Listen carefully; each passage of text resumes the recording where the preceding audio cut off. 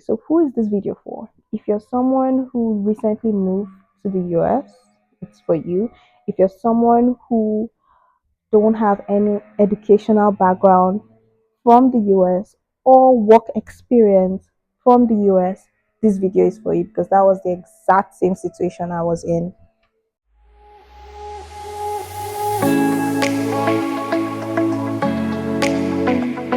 Hi guys, so welcome to my channel. So today I'm going to be discussing how to get a job as a new legal immigrant. And by legal, I mean someone who came in with green card or permanent residence to the United States. So I'm just going to share things that actually helped me and things I wish I knew when I newly moved here. So you don't make the same mistakes I made and to help maybe the job hunt and job seeking process easier for you. Okay, so I have my notebook here. I am going to be using this notebook because I have notes I jotted down. So the first things first, I'm just going to dive right into it. No dilly dallying.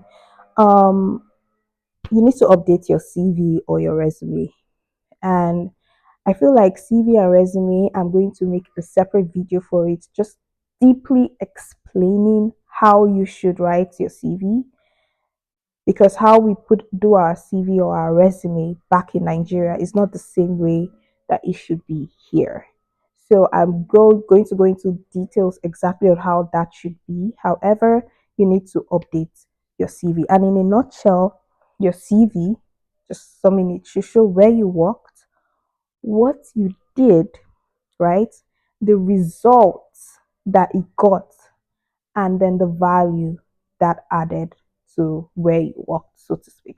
Again, I'm going to go into detail giving examples of a CD that's going to be of a resume. That's going to be a completely different video. But basically, you need to update your CV.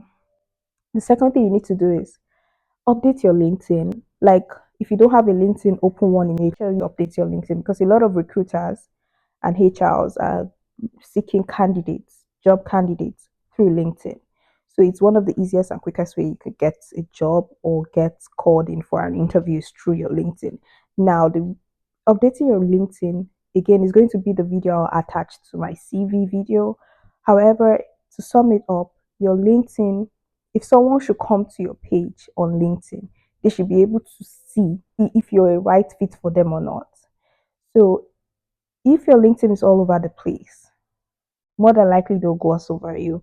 You wouldn't even be selected through their filter because, for giving you an example, you could say I was an interior designer in an architectural firm. I was a cashier in a bank. I was a this. I know in Nigeria we have when you put all the places you worked, you can put all the jobs you did. It doesn't matter. Some companies will take you in and just give you a job like employee based on how and your job experience and places you worked. Here, your job experience have to match what you're looking for. For instance, let's say you're looking for a job. I don't know. Let me just use a bank, for instance. You want to show that you work in a bank. What are you want to work? Say Chase Bank, for instance, and now you're applying to Chase Bank. The role that Chase Bank is looking for, maybe for a cashier or a teller, whatever the case may be, but your LinkedIn is showing that you were an interior designer, you were a cashier, you were I don't know, a sales girl, whatever the case may be. A recruiter from Chase, even if they type in sales girl and all, you wouldn't come under their radar because you already have so many job descriptions that don't really match what they are looking for. Now, working in those places is not the issue. It's the job description that you have attached to those that could limit the chances of them recruiting you. I mean, you may come up under their filter, but with what they are seeing, they may not have anything to give to you. Or rather, if they come to your page and see that she was a sales, there's nothing that they can hold on to say, okay, this is the right candidate. So it's almost like you're giving them so much work to be able to filter through all those things. So they just skip you and go to the next one. Make sure that all three experiences are kind of aligned with the role or the kind of job you're looking for. So that's what I mean by brush it up. Don't say I was an interior designer here, I was a sales girl here. That would not help a recruiter know where to fit you. And if they cannot, on the first glance of your page, be able to tell if you fit into what they are looking for, they're not going to waste their time trying to figure that out. There's so many other people on there that will fit that criteria. The third one, which is the one I'm going to really dwell on today, is get a job. Just get a job, any job at all to start. I know that can be hard, especially if you're someone who has a degree, like I did. If you're someone who has worked or worked in a company, if you're someone who have done any of those things, worked in a company, done your own thing, and to come and do menial jobs here, so to speak, it could feel like it's demeaning, but it's not. And I'm going to say why. Because you're coming from a completely different culture to here. If you came here through education, you finally got a job, you would have interacted with people enough to be able to know how to go for an interview. So many things that you'd have done. You'd have even gotten a job in school part time just to be able to understand the system. But for someone like me who didn't school here, who didn't work here, I had zero prior knowledge. And the thing is, even though my husband had schooled here and worked here and is currently working, he couldn't necessarily help me because his pathway was completely different from mine. I came in as a migrant, as a permanent resident. He came in through students and then worked his way through permanent residence and got a job.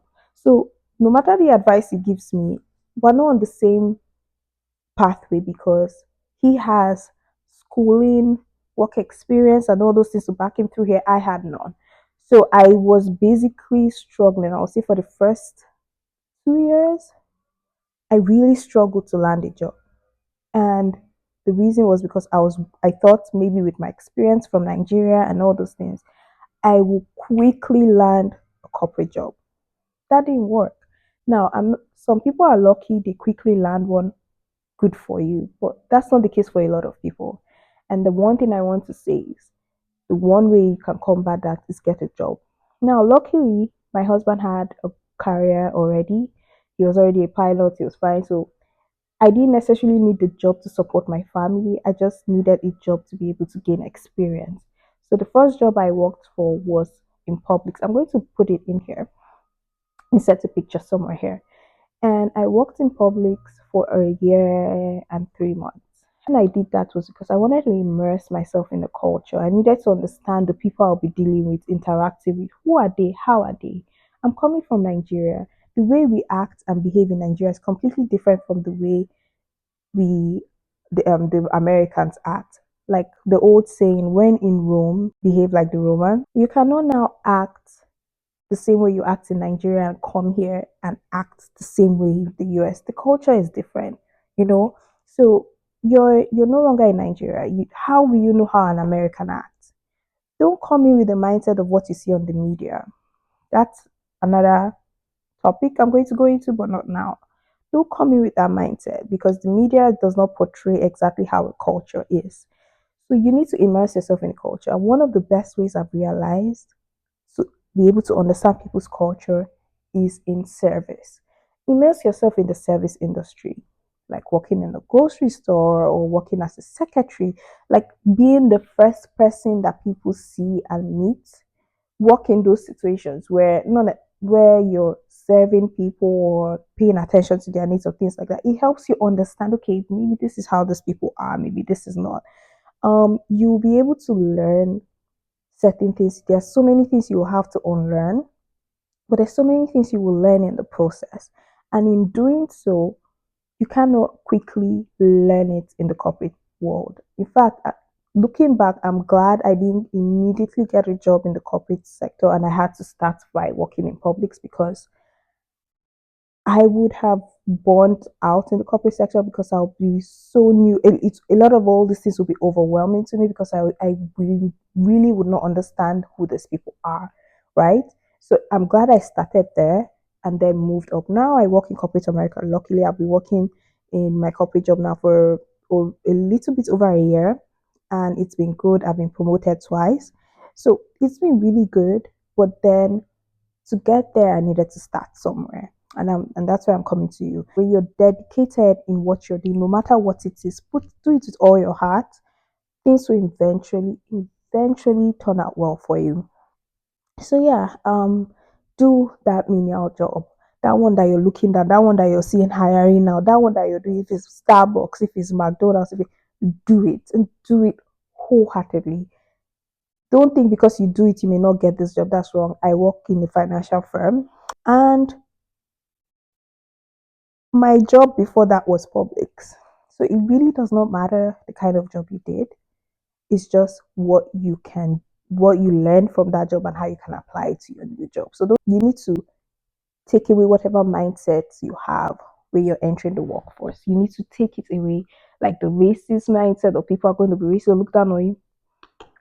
Take it away, push it away, because if you don't take that away, two things, one of two will happen.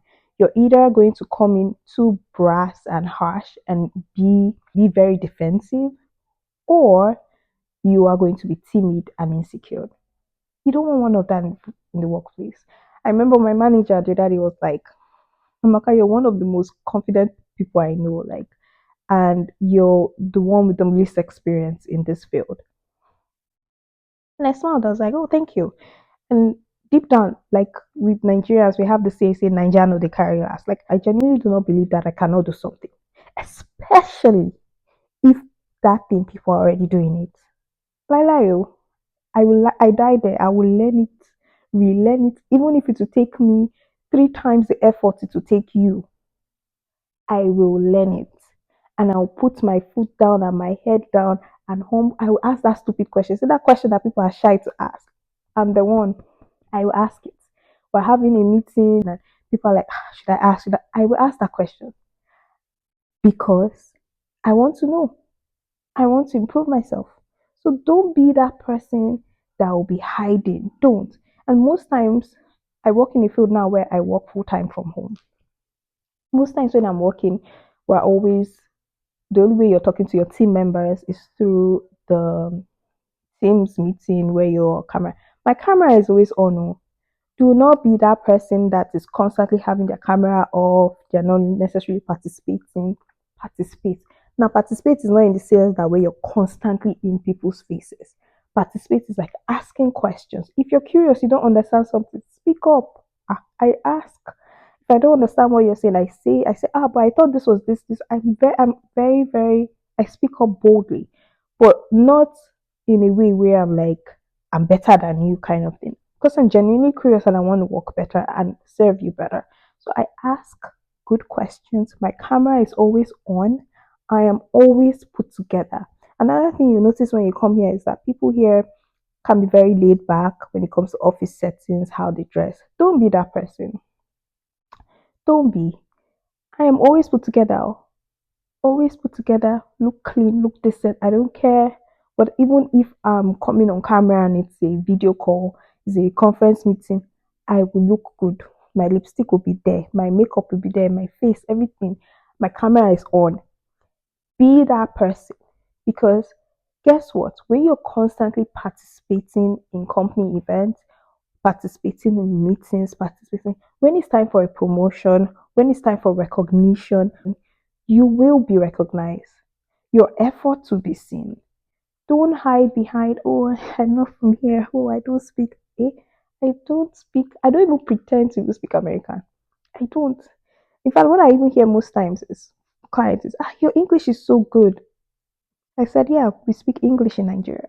And I say it's not like angry that how would they say my English is bad? No, I tell them wholeheartedly, we speak English in Nigeria.